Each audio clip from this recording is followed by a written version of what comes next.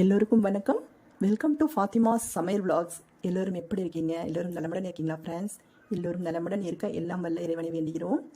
இன்றைக்கி நம்ம வீடியோவில் என்ன பார்க்க போகிறோம்னா, சூப்பராக ஒரு வெஜ் பிரியாணி தாங்க பார்க்க போகிறோம். அதுக்கு முன்னாடி ஃபாத்திமா சமையல் விளாக்ஸ் சப்ஸ்கிரைப் பண்ணாதவங்க சப்ஸ்கிரைப் பண்ணுங்கள். பக்கத்தில் இருக்கிற பெல் ஐக்கானை கிளிக் பண்ணிக்கோங்க. ஆல்ங்கிற ஆப்ஷன் வரும்.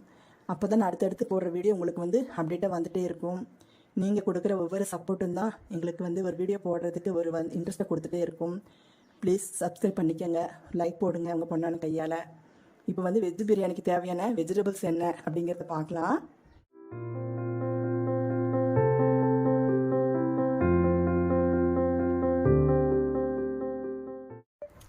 இதெல்லாம் உங்களுக்கு தெரிஞ்சிருக்கலாம். பீன்ஸ் தெரியும், கேரட் தெரியும், பச்சை பட்டாணி.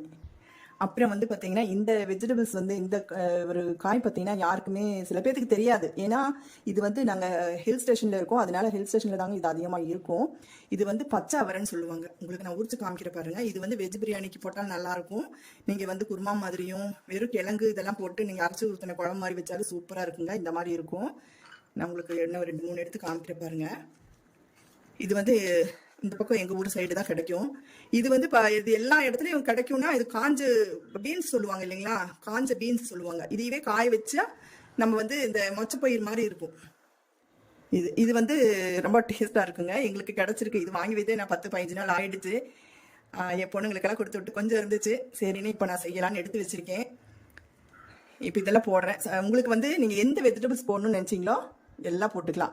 பச்சை பட்டாணிக்கு பதிலாக நீங்கள் காஞ்ச பட்டாணி கூட ஊற வச்சு நீங்கள் போட்டுக்கலாம். கேரட் பீன்ஸ் எல்லாம் அது யூஸ்வலாக போடுறது தான். சோயா வேணாலும் சோயா, சின்ன சின்ன சோயா இருக்குது பார்த்தீங்களா? அது கூட உங்களுக்கு இன்ட்ரெஸ்ட் இருந்துச்சுன்னா அது கூட நீங்கள் போட்டுக்கலாம். அதுவும் நல்லாயிருக்கும். நான் எனக்கு இது இந்த காய் அதிகம்.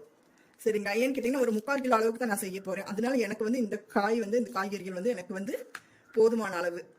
உங்களுக்கு நிறையா குவான்டிட்டியில் வேணும் அப்படின்னாக்கா நீங்கள் அதுக்கு தேவையான அளவுக்கு என்ன காயை தவிர்த்து வேணாலும் போட்டுக்கலாம். என்ன காய்கறி வேணாலும் நீங்கள் அதாவது நாட்டு காய்கறி போடக்கூடாதுங்க. இங்கிலீஷ் தக்காளி சொல்லுவாங்க இல்லையா? அது நூல்கோல் போடலாம், டர்னிப்ஸ்ன்னு சொல்லுவாங்க, அதையும் போடலாம். பீட்ரூட் போட்டால் கலர் அடிக்கும், பீட்ரூட் வேண்டாம். சரிங்க, உருளைக்கிழங்கு, காலிஃப்ளவர் எல்லாம் என்ன வெஜிடபிள்ஸ் வேணாலும் நம்ம போட்டுக்கலாம். அதனால இது எதுக்குன்னா இப்போ உங்களுக்கு உரிச்சிட்டே காமிக்கிறேன். இதெல்லாம் நீங்கள் சில பேர் பார்த்துருக்க முடியாது, பிளைன்ஸில் இருக்கவங்கலாம் பார்க்க முடியாது. அதுக்காக நான் உங்களுக்கு உரிச்சிட்டே காமிச்சிட்ருக்கேன். இப்போ அடுத்து இதெல்லாம் கட் பண்ணி வச்சுட்டு இதுக்கு தேவையான வெங்காயம் இதெல்லாம் ப்ரிப்பேர் பண்ணிவிட்டு உங்களுக்கு நான் காமிக்கிறேன். பார்த்தீங்களா, இப்படி தான் இருக்கும். சூப்பராக இருக்குது பார்த்தீங்களா? இதெல்லாம் இது பார்த்தீங்கன்னா இங்கே 1 kg பார்த்தீங்கன்னா 160, ஆமாம் 160 ரூபாங்க. இது 1 கிலோ. இதே நீங்கள் காஞ்ச பீன்ஸ் எடுத்தீங்கன்னா காய வச்சு வச்சுருப்பாங்க பாருங்கள். டிபார்ட்மெண்ட் ஸ்டோர்லலாம் கிடச்சிருக்கும் காஞ்ச பீன்ஸ். நான் உங்களுக்கு அதையும் காமிக்கிறேருங்க. அது காஞ்சிச்சுன்னா எப்படி இருக்குன்னு பாருங்க. இதே பீன்ஸ் தாங்க இது. சரிங்களா? ஒரு ஜோக்கில் வந்த மாதிரி இது உரிச்சது உரிக்காததுன்னு சொல்லுவாங்க பார்த்தீங்களா? அதே தான் இது. பார்த்தீங்கன்னா இது காஞ்சதுங்க. இது நல்லா காய வச்சு வச்சுருக்காங்க. டிபார்ட்மெண்ட் ஸ்டோரில் இந்த மாதிரியெல்லாம் கிடைக்கும். நீங்கள் இதை பார்த்தா கிடைக்காதவங்க இதை வாங்கி ஊற வச்சுக்கலாம். ஊற வச்சு அதே மாதிரி பச்சை பட்டாணி அதே மாதிரி சம்டைம் இங்கேயே ஒரு நேரத்துக்கு எங்களுக்கே கிடைக்காது. அப்படி இருக்கும்போது பச்சை பட்டாணிக்கு பதிலாக காஞ்சது கிடைக்கும். இந்த காஞ்ச பட்டாணி இருக்கு இல்லையா? காஞ்ச பட்டாணி இதே காஞ்ச இதையும் வச்சு ஊற வச்சு நீங்கள் கொஞ்சம் வேக வச்சு அப்புறமா போட்டுக்கலாம். வெஜிடபிள் பிரியாணிக்கு என்ன காய்கறி கிடைக்குதோ நீங்கள் போட்டுக்கலாம். ரொம்ப அருமையாக இருக்குங்க. நம்ம வெஜ் பிரியாணி செய்கிறதுக்கு எல்லாம் தயாராக இருக்குதுங்க. காய்கறியெல்லாம் கட் பண்ணி வச்சாச்சு. பாருங்கள் எவ்வளோ கலர்ஃபுல்லாக தேசிய கொடி மாதிரி எவ்வளோ சூப்பராக இருக்குது பார்த்தீங்களா? கேரட்டு, பீன்ஸு, அப்புறம் பட்டாணி இது. அப்புறம் நான் பார்த்தீங்கன்னா கொஞ்சம் சோயா ஊற வச்சுருக்கீங்க. நான் போடும்போது திரும்ப உங்களுக்கு நான் எல்லாம் சொல்கிறேன். இது பார்த்தீங்கன்னா பிரியாணி மசாலா. சரிங்களா? பட்டை, கிராம்பு, ஏலக்காய், வேறு ஒன்றும் இல்லைங்க. இதுதாங்க. அதை நான் ஏற்கனவே ஒவ்வொரு பிரியாணிலையும் காமிச்சிருக்கேன். நீங்கள் அந்தளவு எடுத்துக்கலாம். அப்புறம் ஸ்பூன் கணக்கு நான் உங்களுக்கு போடும்போது அளவுகள் சொல்கிறேன். இது இஞ்சி பூண்டு மசாலா. சரிங்களா? இது அரைச்சி வச்சாச்சு. இது ஆல்ரெடி எனக்கு இருந்துச்சுங்க. அதனால் ஸ்டோர் பண்ணி வச்சுருக்கேன். அதனால் இருந்தது. இல்லைன்னா உங்களுக்கு திரும்ப நான் காமிச்சிருப்பேன். இதில் 2 ஸ்பூன் போட்டுக்கலாம். இதனுடைய அளவு என்னன்னு பார்த்தீங்கன்னா 50 கிராம். அப்படி இல்லை உங்களுக்கு அது குழப்பமாக இருக்குது அப்படின்னா சம அளவு எடுத்துகிட்டு நீங்கள் அரைச்சிக்கோங்க. இஞ்சி பூண்டு 100 எடுத்தாலும் சரி, 50 கிராம் எடுத்தாலும் சரி. அதுலேருந்து 2 ஸ்பூன். சரிங்களா? இப்போ நான் 3/4 கிலோ அரிசி அளவுக்கு நான் போட போகிறேன். அதுக்கு 2 ஸ்பூன் தேவை. நீங்கள் அதை அந்த அளவுக்கு மெஷர் பண்ணிக்கலாம். ஓகேங்களா? அப்புறம் இது தாளிக்கிறதுக்கு எடுத்து வச்சுருக்கேன். இதையும் பார்த்துக்கலாம் தாளிக்கிறதுக்கு. அப்புறம் இதெல்லாம் ஆல்ரெடி இருக்கிறதுனால இப்போ இது சின்ன வெங்காயமும் கொஞ்சம் புதினாவும் மல்லி இலையும் நம்ம என்ன எப்படி பண்ண போகிறோம் அப்படின்னாக்கா பல்ஸ் பண்ணி எடுத்துக்க போகிறோம். சரிங்களா? ஒரு 70% பல்ஸ் பண்ணி எடுத்துக்க போகிறோம். அது வந்து எடுத்துகிட்டு வந்து எல்லாம் ஒன்றா போட்டு பண்ணிட்டு வந்துட்டு உங்களுக்கு நான் காமிக்கிறேன். அப்புறம் வந்து தக்காளி வெங்காயம் பாருங்கள் எடுத்து வச்சுருக்கேன். ஏன்னா கட் பண்ணி காமிச்சா உங்களுக்கு எவ்வளோ அளவு போட்டாங்கன்னு தெரியாது. அதனால 3/4 கிலோவுக்கு ஒரு 4 தக்காளி எடுத்து வச்சுருக்கீங்க. ஒரு 200 கிராம் இருக்கும். அதே மாதிரி ஒரு 200 கிராம் வந்து பெரிய வெங்காயம். அப்புறம் மல்லி, புதினா, பச்சை மிளகாய் ஒரு 4-5 அதெல்லாம் வந்து தாளிக்கிறதுக்கு. இப்போ நான் என்ன செய்ய போகிறேன் அப்படின்னா, இதை வந்து நான் சொன்ன மாதிரி கொஞ்சம் வந்து பல்ஸ் பண்ணி எடுத்துகிட்டு வந்துட்டு அப்புறம் வந்து நம்ம வந்து பிரியாணி செய்ய ஆரம்பிக்கலாம். பாருங்க, அரிசியை கண்ணில் காமிக்கலான்னு நினைக்க வேண்டாம். இது வந்து 3/4 கிலோ அரிசி, அதுவும் சாப்பாட்டு அரிசி, பொன்னி அரிசிங்க. இது வந்து நான் வந்து 2-3 முறை வாஷ் பண்ணி ஊற வச்சுருக்கேன். ஊற வச்சு நீ அடுத்தது வந்து நம்ம கேஸ் ஆன் பண்ணி சாப்பாடு தாளிக்க வேண்டியது தான். அது எப்படின்னு பார்க்கலாம் வாங்க. பாருங்க, கேஸ் ஆன் பண்ணி குக்கர் வச்சாச்சுங்க. குக்கர் காஞ்சிருச்சு. இதில் வந்து தேங்காய் எண்ணெயும் கடலை எண்ணெயும் ஊற்றிருக்கேங்க. எவ்வளோங்கிறது இப்போ நான் காமிக்கிறேன் பாருங்கள். இந்த கப்பில் பார்த்தீங்கன்னா 125 mlங்க. 125 ml போதுமான அளவு. காயட்டும். பாருங்க, இது பட்டை, ஏலக்காய், பிரியாணி இதில் போட்டேன் இல்லைங்களா. அடுத்து வந்து வெங்காயம் போட்டாச்சு.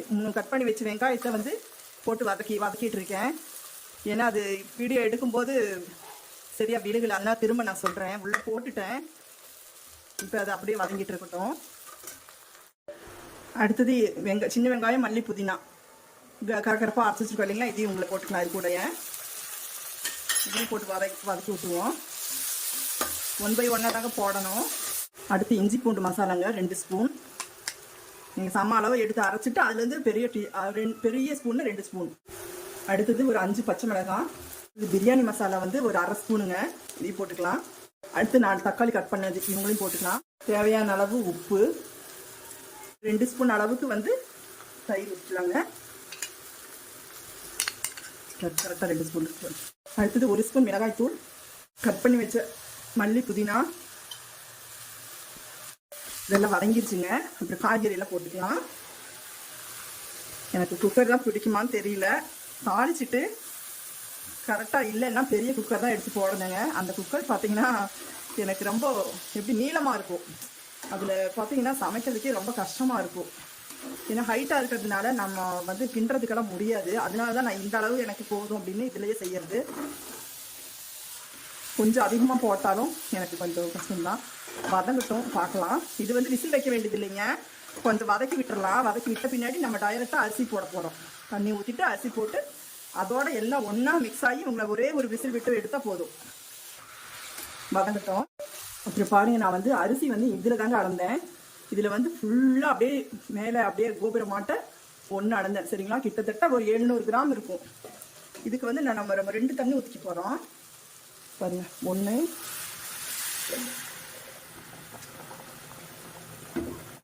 2 தண்ணி ஊற்றியாச்சுங்க.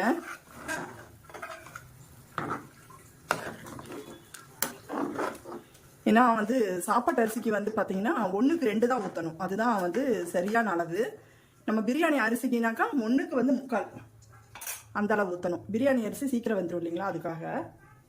பாருங்க, கொதி வந்துருச்சு. நான் ஆல்ரெடி வந்து சுடு தண்ணி வச்சுருந்தேங்க. அதுதான் ஊற்றிருக்கேன். 2 ஊற்றிருக்கேன். அரிசி ஊறின அரிசி இதில் போட்டுக்கலாம்.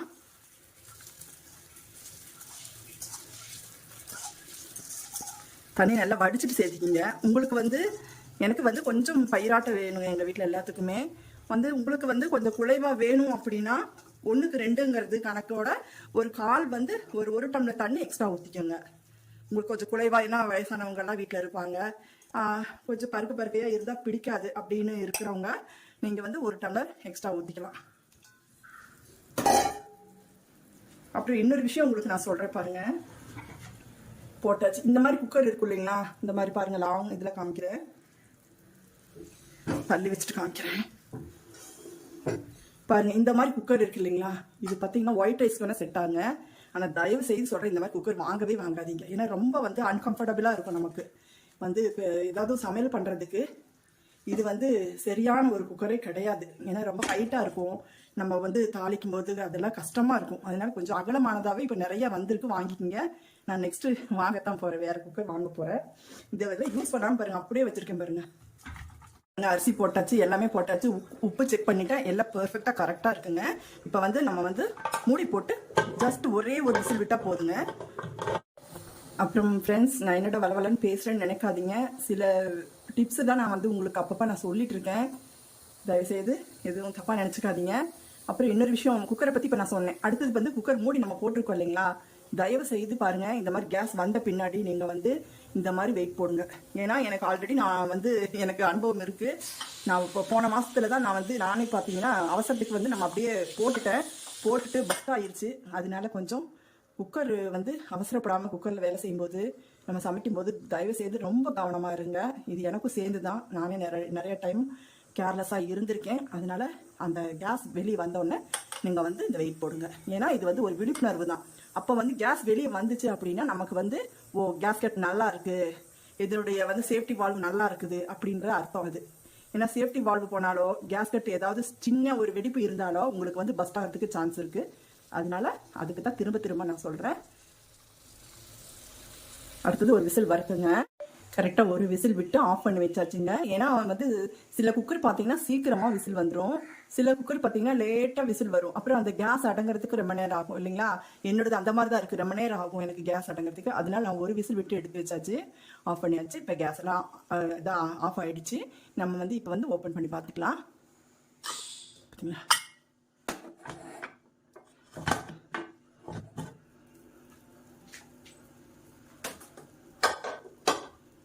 ஒரு கிண்டு விட்டுவோம், இப்படி இருக்காங்க அப்படின்னு பார்ப்போம். நம்ம போட்ட வெஜிடபிள்ஸ் எல்லாம் மேலே வந்திருக்கு, ரைஸ் அடியில் நிற்குது. வா பாருங்கள், ஒரே விசில் தாங்க, பர்ஃபெக்டாக வந்திருக்கு. பார்த்தீங்களா, இங்கே பாருங்க,